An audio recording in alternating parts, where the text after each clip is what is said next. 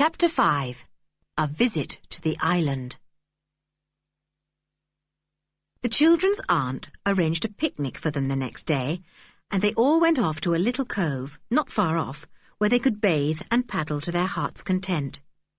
They had a wonderful day, but secretly Julian, Dick and Anne wished they could have visited George's Island. They would rather have done that than anything. George didn't want to go for the picnic, not because she disliked picnics, but because she couldn't take her dog. Her mother went with the children, and George had to pass a whole day without her beloved Timothy. "Bad luck," said Julian, who guessed what she was brooding about. "I can't think why you don't tell your mother about old Tim. I'm sure she wouldn't mind you letting someone else keep him for you. I know my mother wouldn't." "I'm not going to tell anybody but you," said George. "I get into awful trouble at home always. I dare say it's my fault, but I get a bit tired of it. You see, Daddy doesn't make much money with the learned books he writes, and he's always wanting to give Mother and me things he can't afford, so that makes him bad-tempered. He wants to send me away to a good school, but he hasn't got the money. I'm glad. I don't want to go away to school. I like being here. I couldn't bear to part with Timothy." "You'd like boarding school," said Anne. "We all go. It's fun." "No, it isn't," said George obstinately. "It must be awful to be one of a crowd, to have other girls all laughing and yelling round you. I should hate it." "No, you wouldn't," said Anne. "All that is great fun. It would be good for you, George, I should think." "If you start telling me what is good for me, I shall hate you," said George, suddenly looking very fierce. "Mother and Father are always saying that things are good for me, and they are always the things I don't like." All right," said Julian, beginning to laugh. "My goodness, how you do go up in smoke. Honestly, I believe anyone could light a cigarette from the sparks that fly from your eyes." That made George laugh, though she didn't want to. It was really impossible to sulk with good-tempered Julian. They went off to bathe in the sea for the 5th time that day. Soon they were all splashing about happily, and George found time to help Anne to swim. The little girl hadn't got the right stroke, and George felt really proud when she had taught her. "Oh, thanks," said Anne, struggling along. "I'll never be as good as you, but I'd like to be as good as the boys." As they were going home, George spoke to Julian. "Could you say that you want to go and buy a stamp or something?" she said. "Then I could go with you and just have a peep at old Tim. He'll be wondering why I haven't taken him out all day." "Right," said Julian. "I don't want stamps, but I could do with an ice. Dick and Anne can go home with your mother and carry the things. I'll just go and tell Aunt Fanny." He ran up to his aunt. "Do you mind if I go and buy some ice creams?" he asked. "We haven't had one today. I won't be long. Can George go with me?" "I don't expect she'll want to," said his aunt, "but you can ask her." "George, come with me!" yelled Julian, setting off to the little village at a great pace. George gave a sudden grin and ran after him. She soon caught him up and smiled gratefully at him. "Thanks," she said. "You go and get the ice creams, and I'll have a look at Tim." They parted. Julian bought 4 ice creams and turned to go home. He waited about for George, who came running up after a few minutes. Her face was glowing. "He's all right," she said, "and you can't imagine how pleased he was to see me. He nearly jumped over my head. I say, another ice cream for me. You really are a sport, Julian. I'll have to share something with you quickly." "What about going to my island tomorrow?" "Golly," said Julian, his eyes shining. "That would be marvellous. Will you really take us tomorrow?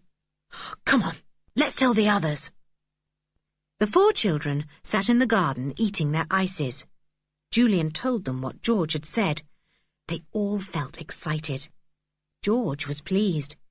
She had always felt quite important before, when she had haughtily refused to take any of the other children to see Kirin Island, but it felt much nicer somehow to have consented to row her cousins there.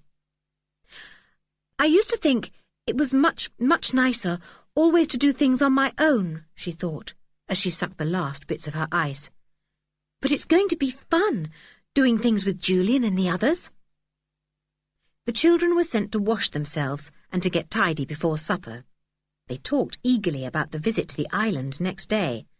Their aunt heard them and smiled. "Well, I really must say I'm pleased that George is going to share something with you," she said. "Would you like to take your dinner there and spend the day? It's hardly worthwhile rowing all the way there and landing unless you're going to spend some hours there." "Oh, Aunt Fanny, it would be marvellous to take our dinner," cried Anne. George looked up. "Are you coming too, Mother?" she asked. "You don't sound at all as if you want me to," said her mother in a hurt tone. "You looked cross yesterday too when you found I was coming. No, I shan't come tomorrow, but I'm sure your cousins must think you are a queer girl never to want your mother to go with you." George said nothing. She hardly ever did say a word when she was scolded. The other children said nothing too.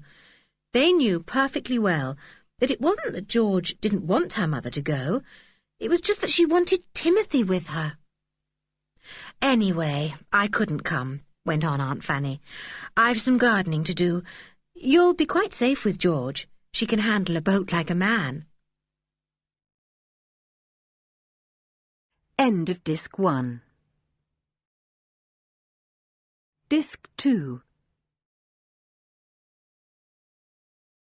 The three children looked eagerly at the weather the next day when they got up. The sun was shining and everything seemed splendid. "Isn't it a marvellous day?" said Anne to George as they dressed. "I'm so looking forward to going to the island." "Well, honestly, I think really we oughtn't to go," said George unexpectedly. "Oh, but why?" cried Anne in dismay. "I think there's going to be a storm or something," said George, looking out to the southwest. "But, George, why do you say that?" said Anne impatiently. "Look at the sun, and there's hardly a cloud in the sky." "The wind is wrong," said George. "And can't you see the little white tops of the waves out there by my island? That's always a bad sign." "Oh, George, it will be the biggest disappointment of our lives if we don't go today," said Anne, who couldn't bear any disappointment, big or small. "And besides," she added artfully, "if we hang about the house, afraid of a storm, we shan't be able to have dear old Tim with us." "Yes, that's true," said George. "All right, we'll go. But mind, if a storm does come, you're not to be a baby. You're to try and enjoy it and not be frightened." "Well, I don't much like storms," began Anne, but stopped when she saw George's scornful look. They went down to breakfast, and George asked her mother if they could take their dinner as they had planned. "Yes," said her mother.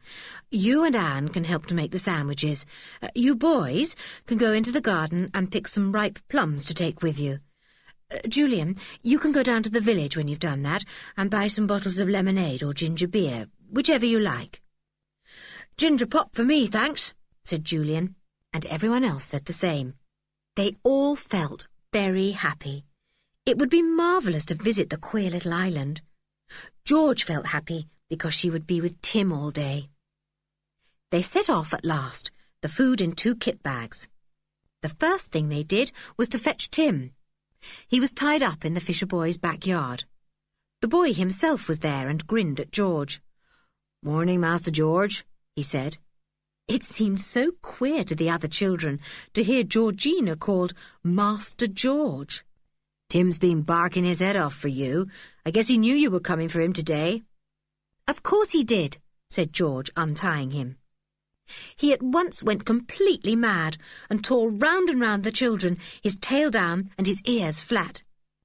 "He'd win any race if only he was a greyhound," said Julian admiringly. "You could hardly see him for dust. Tim! Hi, Tim! Come and say good morning." Tim leapt up and licked Julian's left ear as he passed on his whirlwind way. Then he sobered down and ran lovingly by George as they all made their way to the beach. He licked George's bare legs every now and then, and she pulled at his ears gently. They got into the boat, and George pushed off. The fisher boy waved to them. "You won't be very long, will you?" he called. "There's a storm blowing up.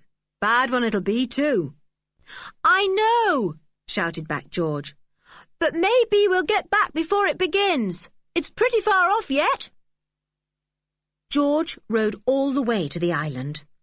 Tim stood at each end of the boat in turn, barking when the waves reared up at him. The children watched the island coming closer and closer. It looked even more exciting than it had the other day. "George, where are you going to land?" asked Julian. "I simply can't imagine how you know your way in and out of these awful rocks. I'm afraid every moment we'll bump into them." "I'm going to land at the little cove I told you about the other day," said George. "There's only one way to it, but I know it very well.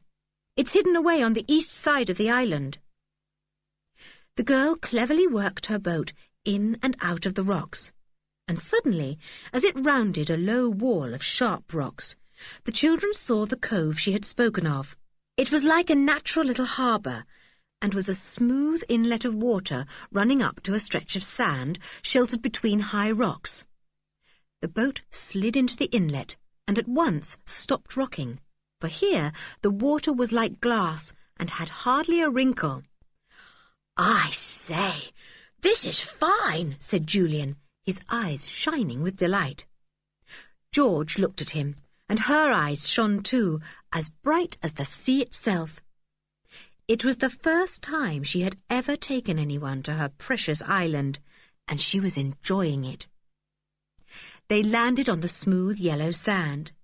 "We're really on the island," said Anne, and she capered about, Tim joining her and looking as mad as she did. The others laughed. George pulled the boat high up on the sand. "Why so far up?" said Julian, helping her.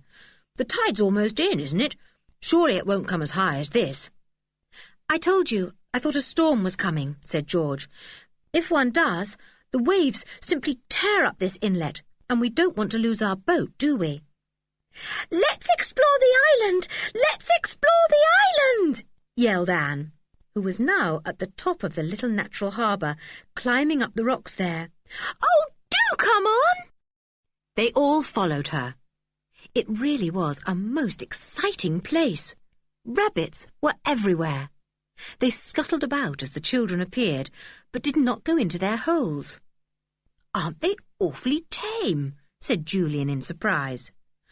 "Well, nobody ever comes here but me," said George, "and I don't frighten them. Tim, if you go after the rabbits, I'll spank you." Tim turned big, sorrowful eyes onto George. He and George agreed about every single thing except rabbits. To Tim, rabbits were made for one thing, to chase. He never could understand why George wouldn't let him do this. But he held himself in and walked solemnly by the children, his eyes watching the lolloping rabbits longingly. "I believe they would almost eat out of my hand," said Julian. But George shook her head. "No, I've tried that with them," she said. "They won't. Look at those baby ones. Aren't they lovely?" "Ruff," said Tim, agreeing, and he took a few steps towards them. George made a warning noise in her throat, and Tim walked back, his tail down. "There's the castle," said Julian. "Shall we explore that now? I do want to." "Yes, we will," said George. "Look, that is where the entrance used to be, through that big broken archway." The children gazed at the enormous old archway, now half broken down. Behind it were ruined stone steps leading towards the centre of the castle. "It had strong walls all round it, with 2 towers, said George. "One tower is almost gone, as you can see, but the other is not so bad. The jackdaws build in that one every year. They've almost filled it up with their sticks." As they came near to the better tower of the two, The jackdaws circled round them with loud cries of "Jack! Jack! Jack!" Tim leapt into the air as if he thought he could get them, but they only called mockingly to him. "This is the centre of the castle," said George, as they entered through a ruined doorway into what looked like a great yard, whose stone floor was now overgrown with grass and other weeds. "Here is where the people used to live. You can see where the rooms were. Look, there's one almost whole there. Go through that little door and you'll see it." They trooped through a doorway and found themselves in a dark, stone-walled, stone-roofed room with a space at one end where a fireplace must have been. 2 slit-like windows lighted the room. It felt very queer and mysterious. "What a pity it's all broken down," said Julian, wandering out again. "That room seems to be the only one quite whole. There are some others here, but all of them seem to have either no roof or one or other of the walls gone. That room is the only livable one. Was there an upstairs to the castle, George?" "Of course," said George, "but the steps that led up are gone. Look, you can see part of an upstairs room there, by the jackdaw tower. You can't get up to it, though, because I've tried. I nearly broke my neck trying to get up. The stones crumble away so." "Were there any dungeons?" asked Dick. "I don't know," said George. "I expect so, but nobody could find them now. Everywhere is so overgrown." It was indeed overgrown. Big blackberry bushes grew here and there, and a few gorse bushes forced their way into gaps and corners. The coarse green grass sprang everywhere, and pink thrift grew its cushions in holes and crannies. "Well, I think it's a perfectly lovely place," said Anne. "Perfectly and absolutely lovely." "Do you really?" said George, pleased. "I'm so glad. Look, we're right on the other side of the island now, facing the sea. Do you see those rocks with those queer big birds sitting there?" The children looked. They saw some rocks sticking up, with great black shining birds sitting on them in queer positions. "They are cormorants," said George. "They've caught plenty of fish for their dinner, and they're sitting there digesting it. Hello, they're all flying away. I wonder why." She soon knew, for from the southwest there suddenly came an ominous rumble. "Thunder," said George. "That's the storm. It's coming sooner than I thought."